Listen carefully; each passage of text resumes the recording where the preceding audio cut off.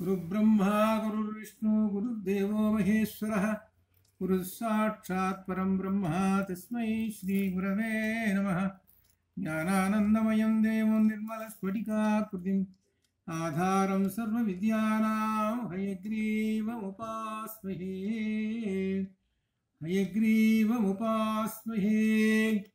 नारायणसमारम्भां व्यासशङ्करमध्यमाम् अस्मदाचार्यपर्यन्तां वन्दे गुरुपरम्परां।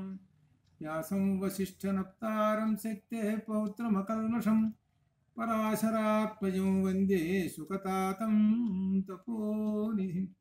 व्यासाय विष्णुरूपाय व्यासरूपाय विष्णवे नमो वै ब्रह्मनिधये वासिष्ठाय नमो नमः। अचतुर्वदनो ब्रह्मा द्विबाहुरपरो हरिः अभाललोचनः शम्भुः भगवान् बादरायणः श्रुतिस्मृति पुराणानाम् आलयं करुणालयं नमामि भगवत्पादं शङ्करं लोकशङ्करं। वरदिन्दुविकासमन्दहासां वरदिन्दीवरलोचनाभिरामाम् अरविन्दसमानसुन्दरास्याम् अरविन्दासन सुंदरी उपासे।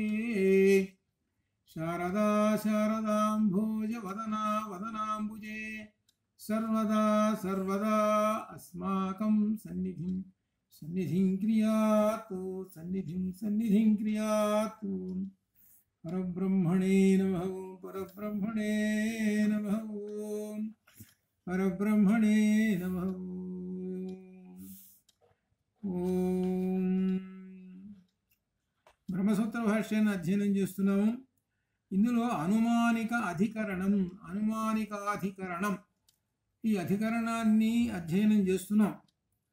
ఇందులో విశేషం ఏమిటంటే చెబుతున్నది ఏకేషాం కొందరు ప్రధానము కూడా అనుమానికం, ప్రధానమును కూడా బ్రహ్మమే అనగా ఈ జగత్తుకు కారణము అని అంటున్నారు.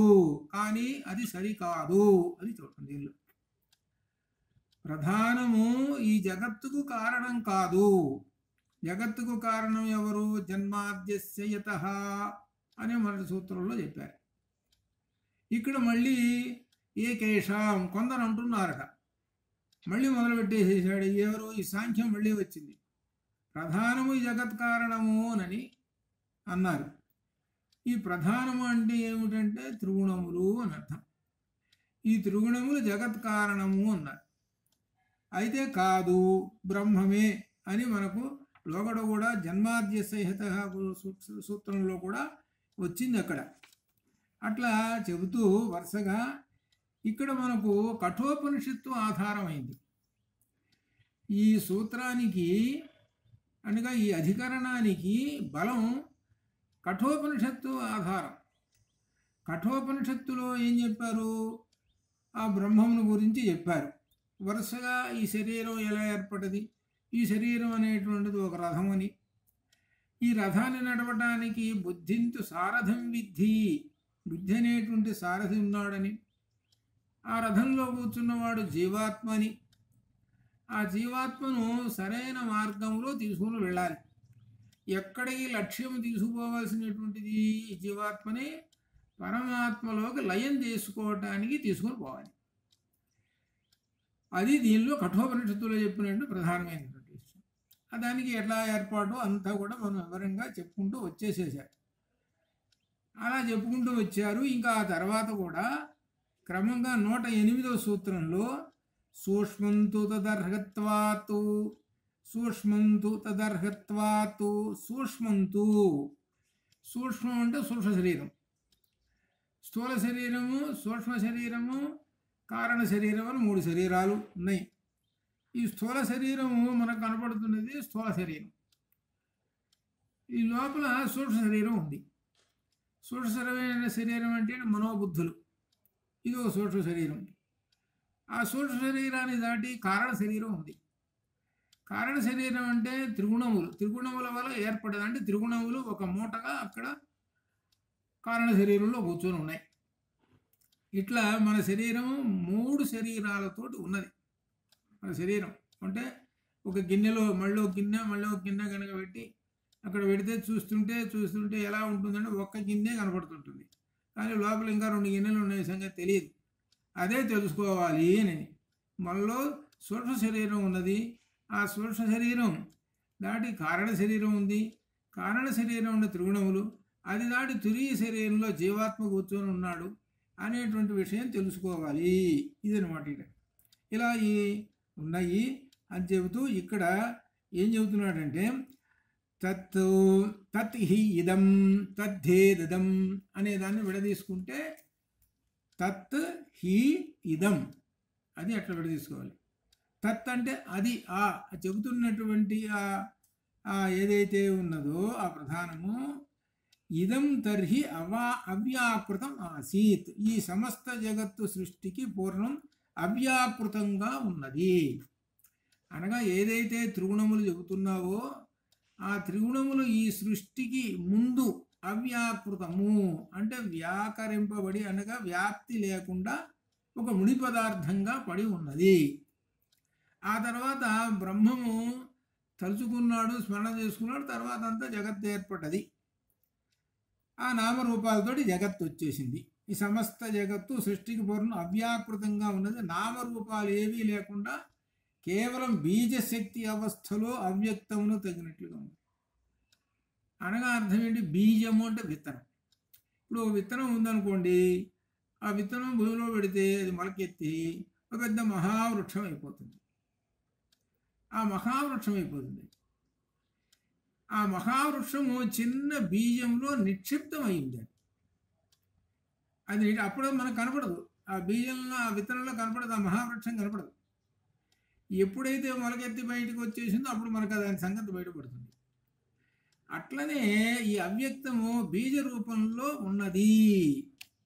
ఆ తర్వాత సృష్టి క్రమంగా వచ్చినప్పుడు ఈ బీజ రూపము మహావృక్షం వలె ఈ సమస్త జగత్తు ఏర్పడ్డది అని మనకు ఈ బృహదారణ్యకోపనిషత్తు చెబుతున్నది.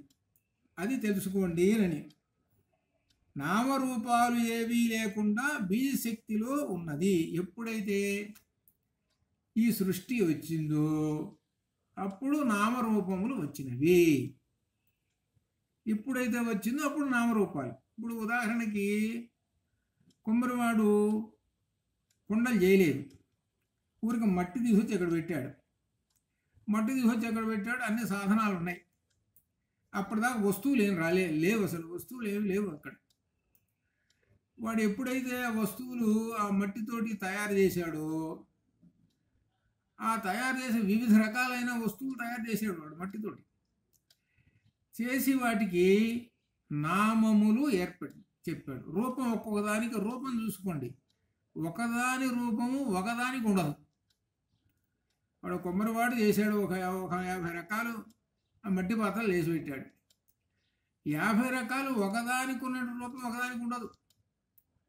అట్లనే ఒకదానికి ఉన్నటువంటి పేరు ఇంకొకదానికి ఉండదు. అదే ఇక్కడ గమనించాల్సింది. అట్లనే ఆ బ్రహ్మము నామరూప జగత్తుని ఈ వివిధంగా సృష్టి చేశాడు ఆ బ్రహ్మము. ఆ విషయాన్ని కూడా మనకు బృహదారణ్యకోపం చెప్పింది అనమాట. అని చెబుతూ ఈ బ్రహ్మము సృష్టి చేశాడండి అని కూడా చెబుతున్నాడు దీనిలో. అంతేగాని ప్రధానం కాదు అని చెబుతున్నాడు. ఇక్కడ సూక్ష్మంతు అంటే జీవుడు సూక్ష్మ శరీరం అనమాట. ఆ సూక్ష్మ శరీరము అవ్యక్త శబ్దమునకు తగి ఉండుట చేత ఇక్కడ సూక్ష్మ శరీరమే అవ్యక్తము. ఆ సూక్ష్మ శరీరం కూడా అవ్యక్తంగా ఉండిపోతుంది. అవ్యక్తంగా అంటే బయటికి ఏం కనపట్టలేదు. ఎప్పుడు వ్యక్తం అవుతుంది అని అంటే సృష్టి జరిగినప్పుడు ఆ జీవుడు కూడా వస్తాడు. ఆ జీవుడు ఈ శరీరంలో ఉండిపోతాడు.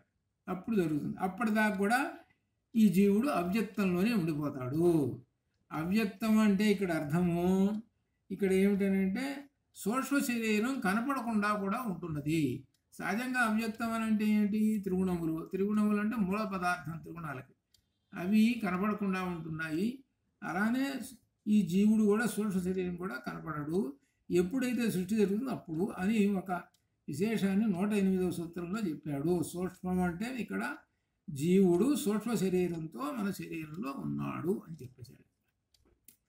ఇకపోతే 109లో తత్ అధీనత్వాత్ అర్ధవతు, తత్ అధీనత్వాత్ అర్ధవతు, తత్ అధీనత్వాత్. ఈ జగత్తు సృష్టికి పూర్వం పరమేశ్వరుని, తత్ అంటే ఇక్కడ పరమేశ్వరుడు అని అర్థం, బ్రహ్మము అని అర్థం. తత్ అంటే ఓం తత్ సత్ కదా, దానిలో తత్, ఆ తత్ అంటే పరమాత్మ అని అర్థం. ఆ పరమాత్మ యొక్క అధీనత్వాత్, ఆధీనములో ఉండటం వలన, ఆ పరమాత్మ యొక్క ఆధీనంలోనే ఉన్నదండి మొత్తం ఈ జగత్తు. సృష్టి పూర్తి కాలేదు, ఇంకా మొత్తం సమస్తం అయింది. ఆ తర్వాత అవ్యక్తంగా ఉన్నది. అవ్యక్తంగా అంటే బీజ రూపంలో ఉంది. ఆ బీజ రూపంలో ఉన్నది ఒక చిన్న అణువు అనుకుందాం, జగత్తు మొత్తం ఒక అణువు అనుకుందాం, అది ఒక బీజ రూపం. అది ఎప్పుడు ఈ సృష్టి జరగకముందు ఆ బీజ రూపం అనేటువంటిది ఎవరి ఆధీనంలో ఉన్నది? తత్ ఆధీనంలో ఉంది. తత్ ఆధీనంలో ఉంది. తత్ అంటే ఆ బ్రహ్మం యొక్క ఆధీనంలో ఈ సృష్టి అంతా బీజ రూపంలో ఉన్నది, ఆయన ఆధీనంలో. ఎప్పుడైతే ఈ బీజ రూపంలో ఉన్నటువంటి ఈ సృష్టిని మొలకెత్తించేయాలని అనుకుంటాడో అప్పుడు ఆయన సత్య సంకల్ప అని వచ్చింది కదా ఆ బ్రహ్మం యొక్క లక్షణం. ఒకసారి అనుకున్నాడని అంటే మొత్తం ఆ బీజం మొలకెత్తి మహావృక్షం అయిపోతుంది, అనగా నామరూప జగత్తు ఏర్పడుతుంది అని చెబుతున్నాడు. అప్పటిదాకా అవ్యక్తంలో సూక్ష్మంలో ఉంటుంది ఈ జగత్తు మొత్తము అని చెబుతున్నాడు. కాబట్టి ఈ జగత్తు అంతా అవ్యక్తంలో ఉంటుంది. కాబట్టి ఆ తత్తే ప్రధానము, ఈ జగత్తుకు కారణము అది తెలిసాడు. ప్రధానం కాదు అది చూడండి. ఇది ఎందుకు వస్తున్నదో తర్వాత ఇంకా వస్తున్నదో, దీనిలో అసలు రహస్యం తర్వాత సూత్రాల్లో బయటపడుతుంది ఎందుకు వస్తున్నదో ఇది దీని సంగతి. తర్వాత తద్ అధీనత్వాతు ఇక్కడ వస్తున్నది, పరమేశ్వరుని ఆధీనంలో ఉంది. సరే, నామరూప జగత్తు ఏర్పడ్డది అని అర్థం. అవ్యక్తం అంటే ఈ మూలద్రవ్యం అన్నమాట, ఇట్లా ఉన్నది. అయితే ఇక్కడ ఈ జగత్తు సృష్టికి పూర్వం అవ్యక్తం అని అద్వైతులు అంటారు. ఇప్పుడు మనం చెప్పుకున్నదంతా అద్వైతం. మూలము జగత్తు రాకముందు ఇది మొత్తం అవ్యక్తంలో బీజ రూపంలో ఉన్నది. ఆ బీజ రూపంలో ఉన్న అవ్యక్తము తత్ ఆధీనంలో ఉన్నది అంతవరకు చెప్పుకున్నాం. ఇదంతా ఎవరంటారు? అద్వైతులు అంటారు. అది ఇక రెండో వాళ్ళు వస్తున్నారు, సాంఖ్యులు వస్తున్నారు. సాంఖ్య సిద్ధాంతము ప్రకారం ఒప్పుకుంటే ఇక్కడ ఏమొస్తుందనంటే అచేతనమైన ప్రధానం జగత్కారణం కాదు అని చెబుతున్నాయి కదా. వాళ్ళు ఏమంటున్నారు? సాంఖ్య సిద్ధాంతం ప్రధానం అంటే ఈ జగత్తు ఉండటానికి అని అంటున్నారు. కానీ అద్వైతులు ఏమంటున్నారు? ఏమండి, ఉపనిషత్తులు ఏం చెబుతున్నాయి అని అంటే ప్రధానం కాదండి, బ్రహ్మమే కారణమని ఉపనిషత్తులు చెబుతున్నాయి కదా. ఉపనిషత్తు అంటే వేదం కదా. అన్నిటికన్నా సుప్రీం ఏది? వేదం. సాంఖ్యశాస్త్రం ఏంటో తర్వాత వచ్చింది, కపిల మహర్షి ప్రవర్తింపజేసింది సాంఖ్యశాస్త్రం. అది కూడా దేనికి? మరి వేదానికి అనుగుణంగా వచ్చేదే, అది కూడా వేదానికి అనుగుణంగానే వచ్చేది. కానీ కించిత్ భేదంతో వాళ్ళు సాంఖ్యశాస్త్రాన్ని చెప్పుకుంటూ వస్తున్నారు. సాంఖ్యులు ఆ త్రిగుణములే జగత్ కారణము అనగా ప్రధానమే అని అంటారు. కానీ ఉపనిషత్తులు కాదు అని చెబుతున్నారు. ఉపనిషత్తులు బ్రహ్మమే కారణము అని చెబుతున్నారు. ఏమిటంటే విశేషం, అచేతనమైన ప్రధానము జగత్తుకి కారణం కాదు అని చెబుతున్నారు. అది విశేషం. చేతన శక్తి ఉన్నప్పుడేనే అవుతుంది. చేతన శక్తి ఉండాలి, ఉంటే జరుగుతుంది. చేతనం లేదు, ఒక ముడి పదార్థం. ఆ ముడి పదార్థము జగత్తును ఎట్లా సృష్టిస్తుంది? ఒక ముడి పదార్థం ఉంది. ఇప్పుడు అందుకనే మనం ఏం చెప్పుకున్నామంటే ఆ ముడి పదార్థానికి ఒక ఉదాహరణగా మూలద్రవ్యం. ప్రస్తుత కాలంలో మనం చెప్పుకోవాలంటే క్రూడ్ ఆయిల్ అని చెప్పుకున్నాం. క్రూడ్ భూమిలోంచి తీస్తారు కదా, మనకు అది తెలిసింది. ఆ క్రూడ్ అనేటువంటిది దాన్ని భాగాలు చేసేసారు. కిరసనాయిల్ తీశారు, పెట్రోల్ తీశారు, గ్రీస్ తీశారు, 96 రకాలు అన్నీ దానిలోంచి ముక్కలు తీసేశారు. ఆ తీసి దీనికో పేరు, దీనికో పేరు, దీనికో పేరు, దీనికి పెట్టేశారు. అంతక్రితం ఏంటి, ఒక మూల పదార్థంగా ఉంది. అట్లనే ఈ మూల పదార్థంగా ప్రధానం ఉంది. అది ఎప్పుడైతే ఈ మూల పదార్థం ప్రధానంగా ఉన్నదో సృష్టి జరిగేటప్పుడు ఇవన్నీ డివైడ్ అయ్యి, ఇది సత్వగుణం, ఇదేమో రజోగుణం, ఇదేమో తమోగుణం, ఈ 3 గుణాలను అనుసరించి ఈ నామరూప జగత్తు ఏర్పడుతున్నది. అది ఇక్కడ వీళ్ళు చెప్పింది. ఈ 3 గుణాలు మరి ఇవి ఏర్పడటానికి ఎవరు అయ్యారంటే మూలము బ్రహ్మము వలననే ఏర్పడుతున్నాయి. ప్రధానము తనంతట తాను సృష్టి చేయలేదు అని చెప్పడం దీనిలో. ప్రధానం ఎందుకు చేయలేదు? చైతన్య శక్తి లేదండి. ఇప్పుడు మనిషి పరిగెత్తుతున్నాడు, వస్తున్నాడు, పోతున్నాడు అని అంటే లోపల ఒక చైతన్య శక్తి ఉంటే జరుగుతున్నది. వాడి చైతన్య శక్తి లేదని అంటే దాని అర్థం ఏమిటి? ఇక లేదు, ఇంకా చచ్చిపోయి పడినట్టే దాని అర్థం చైతన్య శక్తి. ఆ చైతన్య శక్తి ఎవరు అంటే బ్రహ్మము ఆ ప్రవేశించినప్పుడు అప్పుడు ఈ చైతన్య శక్తి ఇట్లా అప్పుడు జరుగుతుందండి. బ్రహ్మము మూల కారణం అని చెబుతున్నారు. అని చెబుతూ పరమేశ్వరుడు సర్వశక్తిమంతుడు 157వ పేజీలో పరమేశ్వరుడు సర్వశక్తిమంతుడు, స్వతంత్రుడు, నిర్గుణుడు. అటువంటి ఆయన ముక్తి కోరేటువంటి వారికి విశ్వాసపాత్రుడు. ఆయన వారు తమ స్వరూప జ్ఞానం నశించగానే, అంటే ఈ మనిషి తన రూపం ఏమిటంటే 6 వికారాలతోటి ఉన్నటువంటి రూపము. ఇది చాలా మంది అర్థం చేసుకోవాలి. ఇద్దరు కూడా ఒకసారి చెప్పారు. 16, 116, 1116 దగ్గర కూడా అర్థం కూడా చెప్పాను. 6 అంటే 6 వికారాలండి అర్థం. 6 వికారాలు తెలిసినాయి. ఈ శరీరానికి 6 వికారాలు. అస్థి, జాయతే, విపరిణమ్యతే, వర్ధతే, విపరిణమ్యతే, నశ్యతే అనేటువంటివి 6 వికారాలతో చివరికి నశ్యతే పోతుంది. ఇది 6 వికారాలు. ప్రతిసారి జన్మ తీసుకున్నప్పుడల్లా ఈ తప్పదు. దీనికి 6 వికారాలు. ఈ 6 వికారాలు పోవాలి అనంటే ఎవరు అనంటే లోపల మనలో ఉన్నటువంటి ఒకడు జీవాత్మ ఉన్నాడు. వాడిని కూడా అర్థం పట్టుకో, వాడి సంగతి తెలుసుకో ఉంది. అసలు ఆ జీవాత్మ అనేటువంటి వాడిని గురించి తెలుసుకో. ఆ జీవాత్మ అనేటువంటి వాడు చక్రం మొదలు తిరుగుతున్నాడు, అనేక జన్మలు తీసుకుంటూ తిరుగుతున్నాడు. ఆ జీవాత్మ ఎందుకు ఇట్లా చేస్తున్నాడు, ఈ కర్మఫలాలు ఏమిటో సంగతి తెలుసుకో. ఓహో, నాలో జీవాత్మ ఉన్నాడు, వీడు ఈ విధంగా అనేక ఉపాధులు తీసుకుంటున్నాడు. అనేక ఉపాధులు తీసుకొని ఈ సంసార సాగరంలో పడేస్తున్నాడు. తడవకి కష్టాలు అనుభవించడం ఇవన్నీ ఉన్నాయి. కాబట్టి జీవాత్మలో ఉన్నటువంటి ఏవైతే జీవ ఉన్నదో, ఈ సాంసారికం ఉన్నదో అది పోతే ఆత్మ పరమాత్మలే ప్రకాశిస్తుంది. ఆ పరమాత్మ ఒక్కడే, ఆ పక్కన ఒకటేసాడు. ఇప్పుడు 1, 1, 6, 116. చివరికి ఆ 1కి పోవాలి. 6 నశించాలి. 6 నశిస్తే జీవాత్మలో ఉన్నటువంటి ఆ 1 జీవత్వం పోతుంది. పోగానే ఎప్పుడే జీవత్వం పోతే ఆత్మ పరమాత్మలే ప్రకాశించి మిగిలిన ఒకటే అయిపోతాడు. ఈ 1 తెలిసిపోతాడు. అనగా అద్వైతం 116 అంటే ఇది అర్థం. అంటే ఒక 116 రూపాయలు ఇస్తున్నాము అని అంటే అర్థం ఏమిటంటే, దీనిలో అర్థం ఏమిటంటే నాకు ఆ పరమాత్మ సాక్షాత్కారము అగుగాక అని అర్థం. అది చాలామందికి తెలియదు.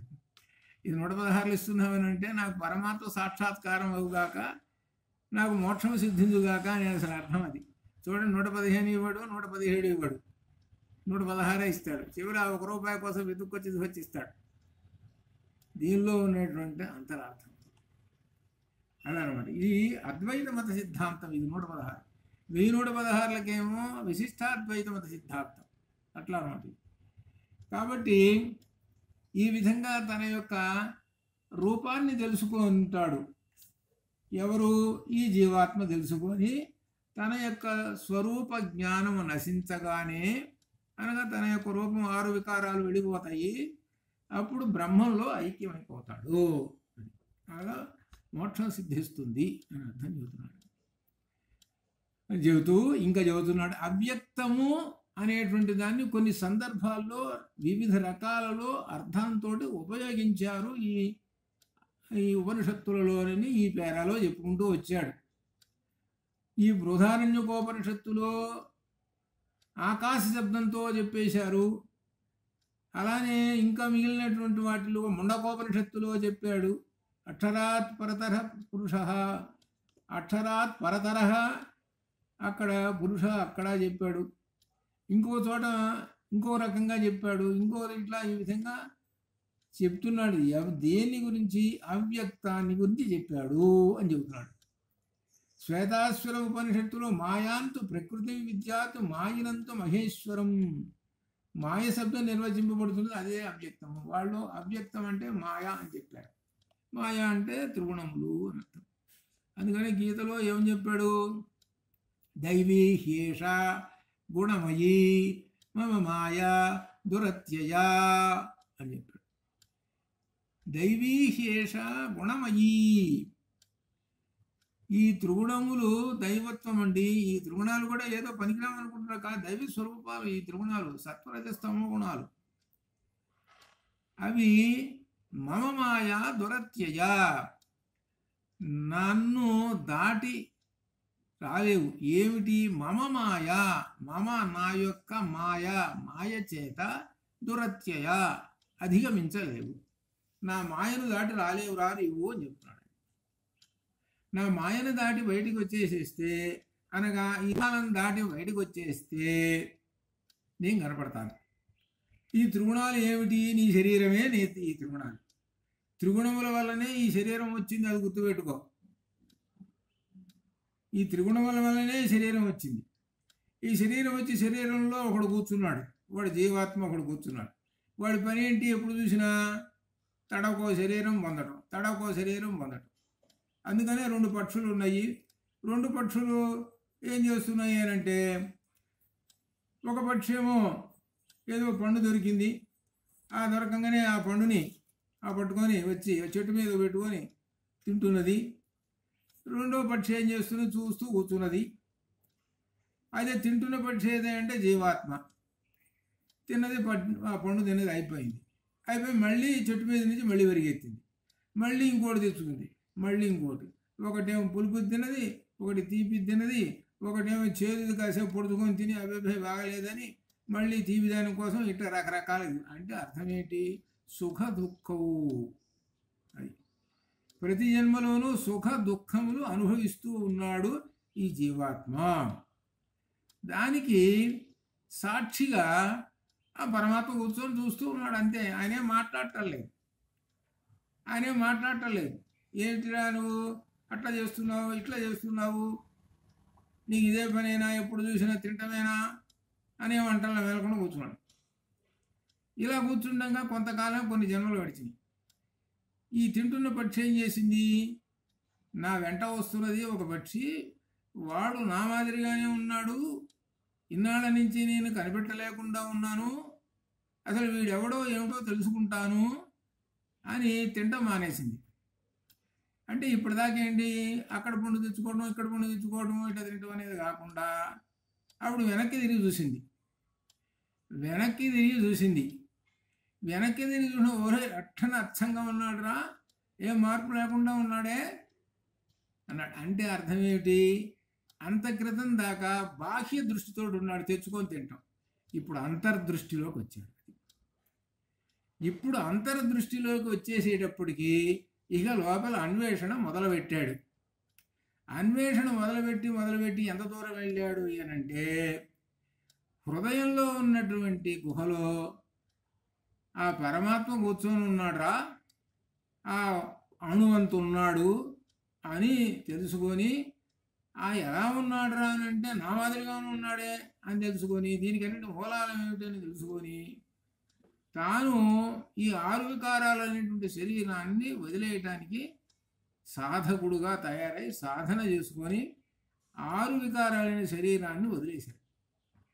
ఎప్పుడైతే వదిలేశాడో జీవాత్మ పరమాత్మలో ఐక్యమైపోయినాడు. ఇది చెబుతున్నది. ఇది అసలు మనకు ఉపనిషత్తులు చెప్పేటువంటి సారాంశం. ఇది ఈ ఉపనిషత్తులు చెప్పేటువంటి సారాంశంలో అద్వైతం అనగా జీవాత్మ పరమాత్మ ఏకమేవాద్వితీయం బ్రహ్మ, బ్రహ్మము ఒక్కడే, రెండు కాదు అని అంటే అది అద్వైతము. ఇది అన్నమాట. అని ఈ విధంగా ఆ అవ్యక్తంలో ఉండిపోతాడండి ఆ జీవాత్మ కూడా అని ఈ విధంగా చెబుతున్నాడు. ఇక్కడ అదే హిరణ్య గర్భుని పుట్టుటకు కారణం కూడా అవ్యక్తమైన పరమాత్మయే. అంటే జీవాత్మ పుట్టాలి, దీనిలో ఒక శరీరంలో ప్రవేశించాలి కదా, దానికి ఆ పరమాత్మయే. ఈ విషయము మహతఃపరం అవ్యక్తం వచనంలో స్పష్టంగా తెలుస్తున్నది. కాబట్టి కొందరు సూక్ష్మ శరీరము అవ్యక్తమని, దానిపైనే కర్మబంధాలు మోక్షము ఆధారపడి ఉంటాయని అంటుంటారు. సూక్ష్మ శరీరం అవ్యక్తమని, దానిపైన కర్మబంధములు, ఆ సూక్ష్మ శరీరం మీదనే అన్ని జీవాత్మ మీదనే అన్నీ ఆధారపడి ఉంటాయి. కాబట్టి దాని నుంచే మోక్షం వెళ్ళాలి అని చెబుతున్నారు. ఈ విధంగా అనగా అర్థం ఏంటి? నిర్గుణుడు అయినప్పుడు లలితలో కూడా నిర్గుణ, త్రిగుణ, నిర్గుణ అనే నామాలు వచ్చినాయి. అవి ఉపనిషత్తుల్లో చెప్పినటువంటి సారాంశానికి సంబంధించిన నామాలు. అసలు లలిత ఏమిటి అంటే ఉపనిషత్తు సారం లలిత. లలిత అర్థమైంది అని అంటే ఉపనిషత్తులు అర్థమైతే లలిత అర్థమవుతుంది. ఉపనిషత్తుల విశేషం అంతా ఆ బ్రహ్మమును గురించి చెప్పవలసి వచ్చేటప్పటికీ లలితలో ఒక 50 నామాలు సుమారుగా నీ అనే అక్షరంతో మొదలుపెట్టాడు. నిర్నాశ అంటాడు, నిర్గుణ, నిర్మథన, నిరాశ, నిర్లోభ, ఇవన్నీ బ్రహ్మం యొక్క లక్షణాలు. నీ అనే అక్షరంతో అంటే నీ అనే ఉపసర్గ వేసి చెప్పాడు, అంటే వ్యతిరేకార్థం. నిర్గుణ ఎవరు? బ్రహ్మము. మరి సగుణం ఎవరు అని అంటే ఇగో ఈ జీవుడు సగుణ రూపంలో వచ్చేసేసాడు. ఇట్లా అనమాట. ఇట్లా ఈ విధంగా నిర్గుణ ఈ విధంగా నీతోటి బట్టి ఆ బ్రహ్మాన్ని గురించి ఆ లలిత చెప్పుకుంటూ వచ్చేసాడు.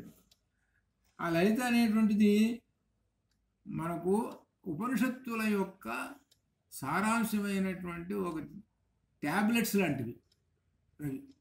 ట్యాబ్లెట్ అంటే చిన్నదే, కానీ దానిలో అది ఎంత పవర్ ఉందో సంగతి అది అనుభవించినప్పుడు తెలుస్తుంది.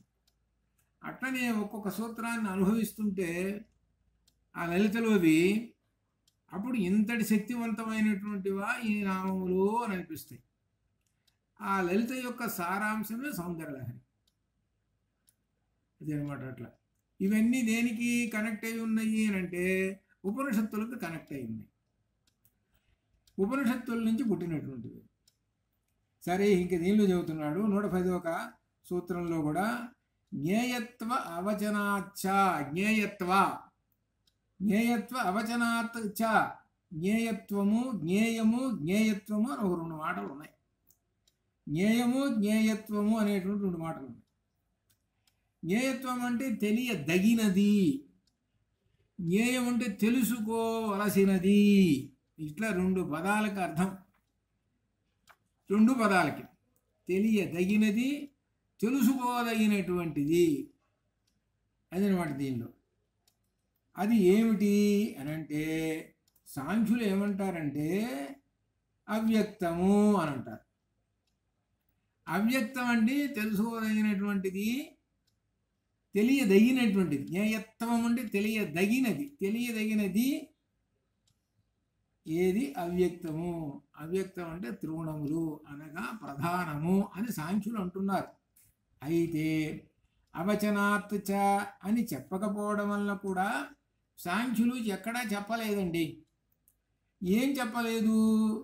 ఈ త్రిగుణములు అవ్యక్తం అని ఎక్కడా చెప్పలేదు. కాబట్టి అవ్యక్తం ప్రధానమని చెప్పదు, ప్రధానాన్ని కూడా చెప్పదని వీళ్ళు తప్పు పట్టుకుంటున్నారు. అది వ్యాసులు వారు తప్పు పట్టుకుంటున్నారు. మీరు చెప్పలేదు కదా, మీరు అవ్యక్తం అనేటువంటి ప్రధానమని మీరు ఎక్కడైనా చెప్పారా? చెప్పలేదు కదా. అవ్యక్తం అంటే ఏం చెప్పుకున్నాము? ఈ బీజ రూపంలో ఉంటుంది సృష్టికి పూర్వము అని చెప్పుకున్నాము. ఆ సృష్టికి పూర్వం అనేటువంటి ఆ బీజ రూపంలో ఉన్నది ఏంటి? త్రిగుణముల మూల పదార్థము అని ఉన్నది ఉపనిషత్తు. మీరు చెప్పలేదు కదా. ఏం చెప్పలేదు అనంటే ఈ అవ్యక్తం అనేటువంటిది చెప్పలేదు కదా. సృష్టికి పూర్వము ఆ పదం వేయలేదు కదా. ఎంతసేపు ప్రధానం ప్రధానం అని చెబుతున్నారు కదా అని అంటున్నాడు ఈయన. ఎవరు? వ్యాసులు వారు. సాంఖ్యులు త్రిగుణాత్మకమైన ప్రధానం ఉపాసించవాలనే చెప్తున్నారు. త్రిగుణములకు పురుషునకు ఉన్న భేదం తెలుసుకున్నచో ముక్తి కలుగు. పురుషుడు అంటే అర్థము పరమాత్మ, త్రిగుణములు ఈ రెండింటికి భేదం తెలుసుకోండి అని చెప్పాడు. అప్పుడే మోక్షం. త్రిగుణాలు ఏం చేస్తాయి? సత్వ, రజ, తమో గుణాలు. ఇవేం చేస్తుంటాయి? ఎంతసేపటికి కర్మఫలాలు, కర్మలు చేయిస్తుంటాయి. త్రిగుణాలు కర్మలు చేయిస్తుంటాయి. ఇప్పుడు ఉదాహరణకి యజ్ఞయాగాది కర్మలు చేశాడండి. ఆ చేశాడంటే ఏమిటి? ఆయన ఉద్దేశంలో కొన్ని ఫలాలు సిద్ధిస్తాయి. ఆ కొన్ని ఫలాలు సిద్ధిస్తాయి, అది నాకు కావాలి. యజ్ఞయాది కర్మలు చేశాడు అంటే ఏమిటి? నీలో రజోగుణం ఉంది కాబట్టి చేశావు. తమో గుణం ఉంది. ఓ రాజుగారు ఉన్నాడు, ఇంకో రాజుగారి దేశం మీద పోయి యుద్ధాన్ని చేసుకొని ఆ రాజ్యం కాజేయాలి. తమో గుణం. అలానే సత్వగుణం ఉంది. ఇదిగో బ్రహ్మజ్ఞానం సంపాదించాలి కాబట్టి గురువులను ఆశ్రయించుదాం. ఇట్లా సత్వగుణం. ఈ మూడు గుణాలు ఏం చేస్తుంటాయి అనంటే ఎప్పుడు ఈ శరీరాన్ని పొందుతూ ఉంటుంటాయి. ఈ శరీరాన్ని పొందుతుంటుంటాయి. ఈ శరీరాన్ని పొందినప్పుడల్లా ఈ కర్మబంధాలతోటి పాపపుణ్యాలతోటి వీడు నిండిపోతుంటాడు. కాబట్టి ఈ త్రిగుణములు అనేటువంటివి అర్థం చేసుకోండి. ఈ త్రిగుణాత్మకమైనటువంటిది ఏంటి? ప్రధానము. ఈ ప్రధానమును, త్రిగుణాత్మకమైన ప్రధానము ఉన్నది. ఈ ప్రధానాన్ని ఉపాసించాలని సాంఖ్యులు అంటున్నారు. కానీ అలా ఉపాసిస్తూ ఉంటుంటే నువ్వు మళ్ళీ పుడుతుంటావు. అట్లా కాకుండా ఈ త్రిగుణాలకి ఉండేటువంటి భేదం తెలుసుకొని త్రిగుణములను వదిలివేయ. నిర్గుణుడవు కమ్ము అని అర్థం. నిర్గుణుడవు అయినప్పుడు నీకు ముక్తి కలుగుతుంది అని చెప్తున్నాడు. ముక్తి అంటే పరమపదము అని అర్థం. త్రిగుణములలో ఉన్నంత కాలము నీకు ముక్తి కలుగదు. నువ్వేం చెబుతున్నావు? సాంఖ్యులు ప్రధానము అనేటువంటిది పుట్టడానికి, మళ్ళీ పుట్టడానికి, మళ్ళీ పుట్టడానికి అన్నిటి కూడా ప్రధానము కాబట్టి ప్రధానాన్ని పట్టుకోండి అని అంటున్నారే. ప్రధానాన్ని పట్టుకుంటే ఎప్పుడు పుట్టడమేనండి. కాబట్టి ఆ ప్రధానాన్ని వదిలేసేసి ఆ పరమాత్మ వైపు దృష్టి పెట్టండి, అప్పుడు ముక్తి కలుగుతుంది అనేమో అద్వైతం చెబుతున్నది. ఇట్లా అనమాట. ఈ విధంగా ఇంకా విశేషం అనమాట. అణిమాది అష్టసిద్ధులు ఉన్నాయి. ఆ అష్టసిద్ధులు పొందాలి అంటే త్రిగుణాలని ఉపాసించాలి. ఏమిటి ఇక్కడ త్రిగుణాలు? ఇక్కడ రహస్యం ఒకటి దాచిపెట్టాడు. ఏమిటి త్రిగుణములను ఉపాసన? అష్టసిద్ధులు శక్తి దేవతల్ని ఉపాసించాలి. ఉదాహరణకి కాళికా ఉపాసన చేస్తుంటారు కొంతమంది. ఓ కత్తి పెట్టుకొని ఓహో బ్రహ్మాండంగా ఎంత ఉండదు, బొమ్మ అదంతా ఉంటుంది. అది తమో గుణం. ఆ తమో గుణాన్ని ఉపాసన చేస్తే వీడికి కొన్ని శక్తులు వస్తాయి.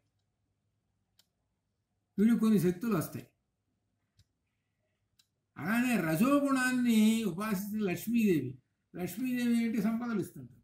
ఈ సంపదలు ఇస్తున్నాయి కదా, ఆ సంపదలను ఏం చేస్తున్నావు నువ్వు? సంపదలతోటి ఓహో ఏం కొంటున్నావు, ఎన్ని పదవులు అవి చెప్పలేవు. ఆ రజోగుణంతో ఉండటం వల్ల. అంటే ఇప్పుడు ఏంటి? ఈ త్రిగుణాలను ఉపాసిస్తున్నామని అర్థం. శక్తి దేవతను ఉపాసిస్తున్నామంటే ఒక త్రిగుణాన్ని, ఇంకా శక్తి దేవత, ఇంకో రజోగుణం, ఇంకో శక్తి దేవతని. అలానే సరస్వతీదేవి ఇలా ఉపాసిస్తున్నామంటే సత్వగుణాన్ని. సరస్వతీదేవిని ఉపాసిస్తున్నామండి అంటే ఏంటి? సత్వగుణాన్ని ఉపాసిస్తున్నావు, శుద్ధ సత్వగుణాన్ని. అనగా సరస్వతీదేవిని ఉపాసించి బ్రహ్మజ్ఞానం సంపాదించటం. బ్రహ్మజ్ఞానం సంపాదించి నీవు ఏం కావాలని? బ్రహ్మమును దర్శించాలని. కాబట్టి ఈ త్రిగుణములు ఏమిటి? ఉపాసించడం. ఈ త్రిగుణాలను ఉపాసించేదే కదండి. వాడు ప్రధానం ఏమంటున్నారు తెలుసిన? ప్రధానం వాళ్ళు సాంఖ్యులు సత్వగుణము అమ్మవారు కదా, అమ్మవారిని ఉపాసించావు, ఉపాసిస్తే బ్రహ్మజ్ఞానం కలిగింది. బ్రహ్మజ్ఞానం వల్ల ఏమొచ్చింది? నీకు ముక్తి కలిగింది కదా. కాబట్టి ప్రధానం ముఖ్యమే కదా. ఇక్కడ ప్రధానం బ్రహ్మంతో సమానమే కదా. ఇక్కడ పాయింట్ పట్టుకోవాలి. అది వాళ్ళ పాయింట్, అది అసలు విషయం. వాళ్ళ పాయింట్ ఇది. అమ్మవారిని ఉపాసించావు, బ్రహ్మజ్ఞానం వచ్చింది. బ్రహ్మజ్ఞానం వల్ల ఏమో కలిగింది? నీకు ముక్తి కలిగింది. మరి మూలం ఏది? సత్వగుణమేగా. మరి సత్వగుణం ఏది? త్రిగుణాల్లో ఉంది కదా. ఏంటి త్రిగుణం అంటే అర్థం? ప్రధానం కదా. కాబట్టి ప్రధానం జగత్ కారణం, ప్రధానమే బ్రహ్మము అని కొట్టిపారేశారు. అది వాళ్ళ ఉద్దేశం. అది వీళ్ళేమంటారు? అద్వైతులు. అద్వైతులు అనేది ఆ త్రిగుణములు అనేటువంటివి బ్రహ్మము యొక్క ఆధీనంలో ఉన్నాయి. వాటికి చైతన్యము లేదు. చైతన్యము లేదు. చైతన్యమే గనక ఉంటే అది మొత్తము జగత్తు మొత్తాన్ని సృష్టించేసేస్తుంది, అన్ని లోకాలన్నింటినీ. కానీ వాటికి చైతన్యం లేదు. చైతన్యం ఎప్పుడు వస్తుంది? బ్రహ్మము వలన చైతన్యం వస్తుంది. వాటికి చైతన్యం వచ్చేటప్పటికి ఆ సత్వగుణం సగుణ రూపం పొంది సరస్వతి రూపంలో మనకు కనబడుతుంది. సరస్వతి రూపంలో కనబడి ఇవో మంత్రాలు. అలానే రజోగుణం, అలాగే తమోగుణం. ఈ సత్వ రజ తమో గుణాలు, ఈ మూడింటిని ఉపాసించడం వలన వీడేమిటి? కొన్ని ప్రయోజనాలు పొందుతూ ఉంటుంటాడు. మరి కాబట్టి దీన్ని, ఈ త్రిగుణాలను జయించాలి. జయిస్తే, త్రిగుణాలు అంటే మాయ, దాన్ని జయిస్తే నేను కనపడతా అనుకుంటేనే మమ మాయా దురత్యయా అని చెప్పాడు. కాబట్టి నా మాయను దాటడం చాలా కష్టం అండి. ఏమిటి నా మాయను? త్రిగుణాలు. త్రిగుణాలను దాటిరా చూద్దాం. పొద్దున్న లేస్తే ఏం కావాలి? నీకు డబ్బులు కావాలి. డబ్బులు కావాల్సి వచ్చి ఏం చేయాలి? డబ్బులు అంటే ఉద్యోగాలు అవి ఇవి ఏవో కావాలి. అయ్యా లక్ష్మీదేవిని పూజ చేయండి, ఏవో మంత్రాలు, ఈ విధంగా కొంతమంది చెప్తారు. రకరకాలు. అంటే ఎప్పుడు నువ్వు దీనిలో తిరుగుతున్నావు కదా. ఈ జగత్తులో తిరగటానికి ఎవరిని ఉపాసన చేసుకుంటున్నావు? త్రిగుణాలను ఉపాసన చేసుకుంటున్నావు. త్రిగుణాలను ఉపాసన చేసుకొని ఆ కర్మబంధాలు తెచ్చుకొని పాపపుణ్యాలు తెచ్చుకొని అన్నీ అనుభవిస్తూ మళ్ళీ పుడుతున్నావు. ఇది తెలుసుకో అని చెబుతున్నాడు. అది అద్వైతం చెప్పి. అందుకని అద్వైతం ఏం చెబుతున్నాడు? త్రిగుణాలను అర్థం చేసుకొని త్రిగుణాలు దాటవయ్యా అని చెబుతున్నాడు. అందుకనే కఠోపనిషత్తులో శరీర రథము అని చెప్పేశాడు. శరీర రథం అవ్యక్తం జ్ఞేయమని సాంఖ్యంలో ఎక్కడా చెప్పలేదు. అవ్యక్తం తెలుసుకోవాలి అని చెప్పలేదు. తెలుసుకోవాల్సింది ఏమిటి? బ్రహ్మం. అది అర్థం. తెలుసుకోవలసినది బ్రహ్మం. అది అందువల్ల కఠోపనిషత్తు పరమపదముని చేరటానికి ఈ శరీర రథం అనేటువంటిది అవ్యక్తంగా చెప్పారు. ఈ శరీరం అనే రథం. ఎందుకంటే ఒక పోలిక చెబితే ఉపమానం అర్థం అవుతుందని. అందుకని ఒక రథంతో పోల్చారు. శరీర ఒక పదం, రథం అనేది ఇంకొక పదం. రెండు పదాలను తీసుకొచ్చి పెట్టేశారు. రథం అంటే ఏం చేస్తుంది అన్నమాట? దానికో 4 గుర్రాలు కట్టాలి, దానికో సారథి ఉండాలి, ఇదంతా ఉండాలి.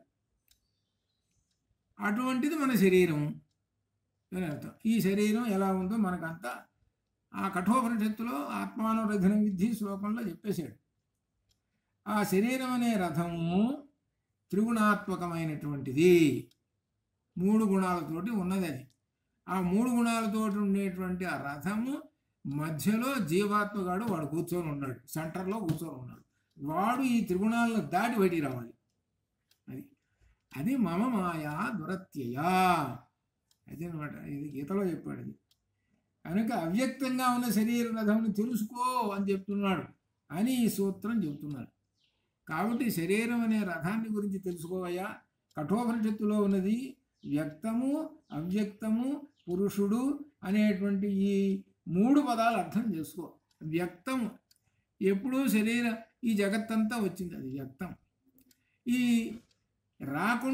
జగత్తు రాకుండా ఉన్నది అది అవ్యక్తం. అది త్రిగుణ రూపంలో ఉండిపోయింది, వచ్చేసింది వ్యక్తంలో ఉన్నది. వీటన్నిటికీ ఎవరు మూలమా? పురుష బ్రహ్మము అని ఈ విధంగా మనకు దీనిలో చెప్పారు. ఏది 111వ సూత్రంలో ఇట్లా అనమాట. ఇక 111 ఇట్లా ఉన్నది.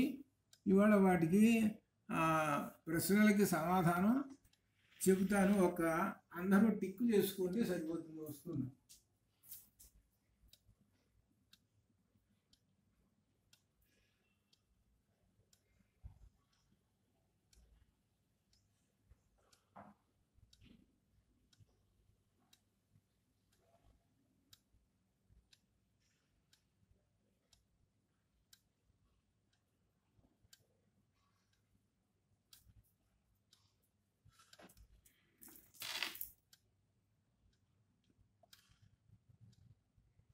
సర్వం కల్విదం బ్రహ్మ, సర్వం కల్విదం బ్రహ్మ, సమస్తము బ్రహ్మమే.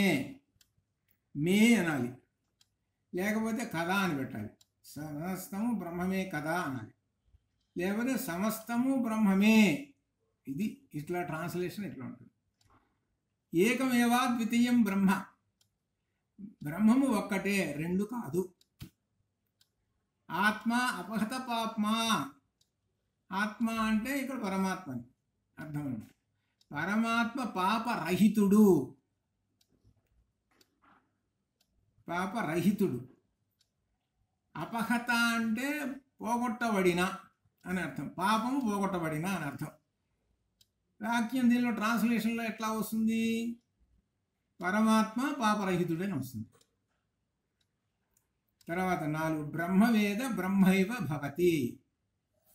బ్రహ్మవేత్త, వేద అంటే తెలుసుకున్నవాడు, బ్రహ్మమును తెలుసుకున్నవాడు బ్రహ్మవేత్త అవుతాడు. బ్రహ్మమును తెలుసుకున్నవాడు బ్రహ్మవేత్త అవుతాడు. భవతి అంటే అగును అని. ప్రాణో బ్రహ్మేతి, ప్రాణమే బ్రహ్మము, ప్రాణమే బ్రహ్మము.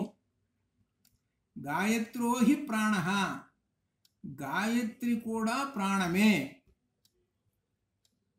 తర్వాత విజ్ఞానం ఆనందం బ్రహ్మ, విజ్ఞానముతో కూడినటువంటి ఆనందము బ్రహ్మము. అనగా ఆనందము అనేటువంటిది విజ్ఞానానికి, విజ్ఞానముతో కూడినటువంటి ఈ బ్రహ్మము, విజ్ఞానం ఆనందం బ్రహ్మ, విజ్ఞానముతో కూడినటువంటి ఆనందమే బ్రహ్మము, ఆనందమే బ్రహ్మము. అదే అర్థం. ఇక్కడ వచ్చింది మనకు, దానిలో 5 వరుసగా చెప్పుకుంటూ వచ్చాడే, దానిలో అన్నం బ్రహ్మ దగ్గర నుంచి వరుసగా చెప్పుకుంటూ విజ్ఞానమానందం అక్కడది. ఇది ఆ పంచకోశాల్లోది. త్రిపాదస్యాం దివి, దివి అనేటువంటి పద సప్తమి తత్పురుషు. ఇది దివి అంటే సప్తమి అంటే అందు, దివి అంటే దివియందు. దివియందు అంటే ఆ స్వర్గమునందు త్రిపాదస్యాం 3 పాదములు ఉన్నాయి. బ్రహ్మమునకు 4 పాదాలు, 4 పాదాల్లో 3 పాదాలు దివిలోనే ఉండిపోయినాయి. కాబట్టి దివియందు 3 పాదములు బ్రహ్మమునకు ఉన్నాయి. గాయత్రి వా ఇదం సర్వం భూతం, గాయత్రియే ఈ సమస్త భూతములకు కారణము. గాయత్రి వా ఇదం సర్వం భూతం, సమస్తమైనటువంటి భూతం అంటే జగత్తు లేకపోతే ప్రాణులు, ఈ సమస్తమైనటువంటి ప్రాణులకు గాయత్రియే కారణము. ప్రాణోస్మి ప్రజ్ఞాత్మ, ప్రాణోస్మి ఈ ప్రజ్ఞాత్మయే ప్రాణము అయి ఉన్నది. ఇక్కడ ప్రాణానికి ఆత్మకి భేదం లేకుండా చెబుతున్నాడు అనమాట. అది యావత్ హి అస్మిన్, ఇక్కడ విడదీసుకోవాలి. యావత్ హి అస్మిన్ శరీరే ప్రాణో వసతి తావత్ ఆయు. ఇది చాలా ముఖ్యమైనటువంటిది. ఏంటి? యావత్ హి అస్మిన్, అస్మిన్ శరీరే, ఈ శరీరమునందు, ఈ శరీరమునందు ప్రాణః ఏవత్, ప్రాణము ఉన్నంత కాలమే, తావత్ అంతవరకు ఆయు, ఆయుష్ ఉంటుంది. ప్రాణం ఉన్నంత వరకే ఆయుష్ ఉంటుంది. ప్రాణం బాగున్న ఆయుష్ పోతుంది. ప్రాణాన్ని బట్టి ఆయుష్ ఉంటుంది అని అర్థం చెబుతుంది. అంటే ఈ శరీరములో ప్రాణం ఉన్నంత వరకే ఆయుష్, అంతవరకే. అదే ట్రాన్స్లేషన్. ఏకం సత్విప్రా బహుధా వదంతి, బ్రహ్మము ఒక్కటే, బ్రహ్మము ఒక్కటే. విప్రులు అంటే ఇక్కడ బ్రహ్మజ్ఞానులు అని అర్థం. బ్రహ్మము ఒక్కటే, బ్రహ్మజ్ఞానులు పలు రకములుగా బ్రహ్మమును గురించి చెబుతుంటారు. వదంతి చెబుతుంటారు, పలుకుతుంటారు, చెప్పుదురు. ఏషమ ఆత్మ అంతర్హృదయే. ఏష ఆ బ్రహ్మము, మా అంటే మమ అని అర్థం. దీనిలో ఒక్కొక్క చోట మమకి మా ఎగరగొట్టేస్తాడు. ఏది మంత్రాలు మా వస్తుంది. ఏష ఆ బ్రహ్మము మమ నా యొక్క ఆత్మ, నా యొక్క ఆత్మయే. ఆ బ్రహ్మము నా యొక్క అంతర్హృదయే, హృదయంలో ఉన్నది. ఆ బ్రహ్మము నా హృదయంలో ఉన్నది. ఆ బ్రహ్మము నా హృదయంలో ఉన్నది. అదనమాట. ఏషమ ఆత్మ అంతరు. మృత్యుర్ధావతి పంచమం. ఐదవదైన మృత్యువు బ్రహ్మమును చూచి పరిగెత్తుతున్నది. ధావతి అంటే పరిగెత్తుతున్నది అని అర్థం. అశ్వః ధావతి, గుర్రం పరిగెత్తుతున్నది, అట్లా అనమాట. మృత్యుర్ధావతి పంచమం. ఐదవదైన మృత్యువు బ్రహ్మమును చూసి పరిగెత్తుతున్నది. ఋతం పిబంతౌ. ఋతం అంటే ఇక్కడ అర్థం ఏమిటంటే ఆ కర్మఫల రసమును పిబంతౌ. ఇక్కడ పిబంతం అనేది ద్వివచనం. ద్వివచనం అంటే ఇద్దరున్నారని అర్థం. కర్మఫల రసమును ఇద్దరు తాగుతున్నారు. పిబంతౌ, ఇద్దరున్నారు. ఏష అక్షిణి పురుష. కంటిలో ఉన్నటువంటి ఏష అతడే పురుష, బ్రహ్మము. కంటిలో ఉన్న వాడే బ్రహ్మము. కంటిలో ఉన్నటువంటి ఏష అతడే బ్రహ్మము. ఏష అంటే అతడు బ్రహ్మము. కం బ్రహ్మ, ఖం బ్రహ్మ. కం సుఖమే బ్రహ్మము, ఖం ఆకాశమే బ్రహ్మము. ఇది కం బ్రహ్మ, ఆ సుఖమే బ్రహ్మం. ఖం అంటే ఆకాశం, ఆకాశమే బ్రహ్మం. ఇక్కడ కం అంటే సుఖం అంటే చాలామంది సుఖం పడుకొని నిద్రపోవడం అనుకో, అది కాదు సుఖాలు, అది కాదు. ఈ సుఖం అంటే మోక్ష సుఖం అని అర్థం. అది గీతలో వస్తుంది అనమాట. సుఖమశ్నుతే వస్తుంది చూడండి, గీతలో వస్తుంది అది అనమాట. సుఖం కం. కం బ్రహ్మ, ఖం బ్రహ్మ. అంగుష్ఠమాత్ర పురుష అంతరాత్మ. పురుష అంటే బ్రహ్మము, ఆ బ్రహ్మము. అంతః ఆత్మ, ఆత్మ అంటే శరీరం అని ఇక్కడ అర్థం. ఆత్మ అనేటువంటి దానికి పలు రకాల అర్థాలు. పురుష ఆ బ్రహ్మము, అంతః ఆత్మ శరీరములో, అంగుష్ఠమాత్ర అంగుష్ఠమాత్రమంతా ఉన్నాడు. ఈ శరీరములో బ్రహ్మము అంగుష్ఠమాత్రమంతా ఉన్నాడు. అది తమేవ ఏకం జానథ ఆత్మానం, తం ఏవ ఏకం జానథ ఆత్మానం. తం ఏవ ఆ బ్రహ్మము ఒక్కటే, ఆత్మానం పరమాత్మని, జానథ తెలుసుకో, బ్రహ్మము ఒక్కటే అని తెలుసుకో. సత్యం హి ఏవ బ్రహ్మ, సత్యమే బ్రహ్మము అంటే సత్యం హి ఏవ బ్రహ్మ, సత్యమే బ్రహ్మము. హి అనే దానికి కదా అని అర్థం వస్తుంది, ఖలు అనే దానికి కదా అని వస్తుంది. టూ ట్రాన్స్లేషన్ వచ్చినప్పుడు కదా అని వస్తుంది. దాన్ని ఇంకా షార్ట్ చేస్తే సత్యం హి ఏవ బ్రహ్మ అంటే సత్యమే బ్రహ్మము మే అని అట్లా వస్తుంది. అది అనమాట. ఇది ఈ విధంగా అనమాట. ఈ 20కి అనమాట. ఈ 20 మనకు ఇందులో ముఖ్యంగా అర్థమైతే ఈ బ్రహ్మజ్ఞానాన్ని గురించి మనకు కొంత అవగాహన వస్తుందన్నమాట. ఇవన్నీ ఒక ఫండమెంటల్స్. ఇవి ఏ సందర్భంలో కానీ ఏమన్నా చెప్పాలన్నా కానీ మనకు చాలా వాటిలో కూడా ఇవి వస్తాయి. ముఖ్యంగా ఇవన్నీ అంగుష్ఠమాత్ర పురుష ఒకటి, అంగుష్ఠమాత్ర పురుష ఒకటి, సర్వం కల్పితం ఏకమేవ అద్వితీయం బ్రహ్మ ప్రాణో బ్రహ్మేతి, ఇటువంటి కొన్ని ఒక 10 ఉన్నాయి. ఇవి ఎప్పుడు చరిమిత శరంలా తిరుగుతూ ఉంటుంటాయి. ఇవి ఉండాలి. అవి మన నోటి వెంట వస్తే ఇవి మంత్రాలు, ఇవి వేదంలో అనమాట. ఇవి కనుక వస్తే మనకి అనుకోకుండా ఒక రకమైన మనలో ఒక దివ్య శక్తి వస్తుంది, దివ్యమైన శక్తి వస్తుంది. మన నోటి వెంట మంచి మాటలు వస్తాయి.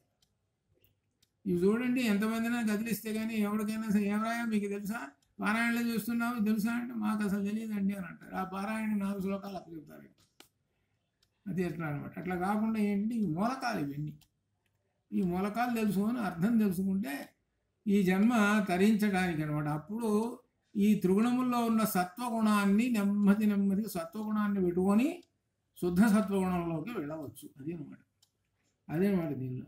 అట్లా శుభం భూయాత్ అట్లా అనమాట. సరే, రేపు చూద్దాం. అంతవరకు శుభం భూయాత్. ఓం పూర్ణమదః పూర్ణమిదం పూర్ణాత్ పూర్ణముదచ్యతే పూర్ణస్య పూర్ణమాదాయ పూర్ణమేవావశిష్యతే. అసతో మా సద్గమయ తమసో మా జ్యోతిర్గమయ మృత్యోర్మామృతంగమయ. ఓం శాంతి శాంతి శాంతి. శుభం భవతు.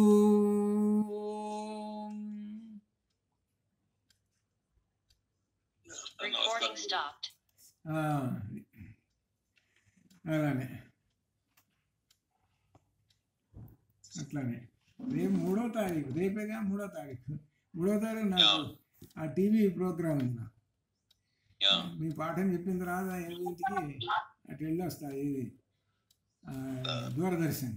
దూరదర్శన్లో ప్రోగ్రామ్ ఉంది, అది రికార్డింగ్ ఇచ్చి వస్తారు రేపు 3వ తారీఖు. అదనమాట. ధన్యవాదాలు గురుగారు. శుభం భయత్. రవిశంకర్ అటు ఇటు రెండు, అటు జపం అటు ఇది మొత్తం అవధానం, రోజు ఈ అవధానంలో ఉండిపోతున్నాడు. అది అట్లనే శుభం భయాత్. అట్లనే అదే అందుకనే ఆ వారం రోజులు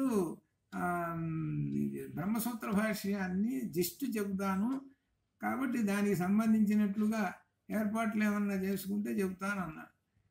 కృష్ణారావు గారు మన ఆలయంలో ఏర్పాటు చేద్దామని ప్రయత్నం చేద్దామని అన్నారు. అదొకటి. ఇక విడిగా కూడా ఎవరన్నా ఉండేట్లయితే ఎవరైనా సరే కూడా మనం అది దాన్ని ఆ బ్రహ్మసూత్రాన్ని తెలియాలి. ఎందుకంటే ఈ చాలామంది ఈ పారాయణలు చేస్తున్నారు. ఏది ఈ భగవద్గీత ఒకటి, తర్వాత ఈ సౌందర్యలహరి. కానీ ఈ రెండు ఎక్కడి నుంచి పుట్టినవి అంటే దీని నుంచి పుట్టిన వాళ్ళకి తెలియదు. ఆ సంగతి మూలకం తెలియదు, తల్లి తెలియదు వాళ్ళకి, వేదమాత తెలియదు. ఇవే కావాలో గొప్ప ఇదని అనుకుంటున్నారు. అందుకని ఏంటంటే ఆ మూలాలు తెలుస్తాయి. అట్లా అనమాట. అందుకోసం ఆ ప్రయత్నం చేద్దామని. ఎంతవరకు అవుతుందో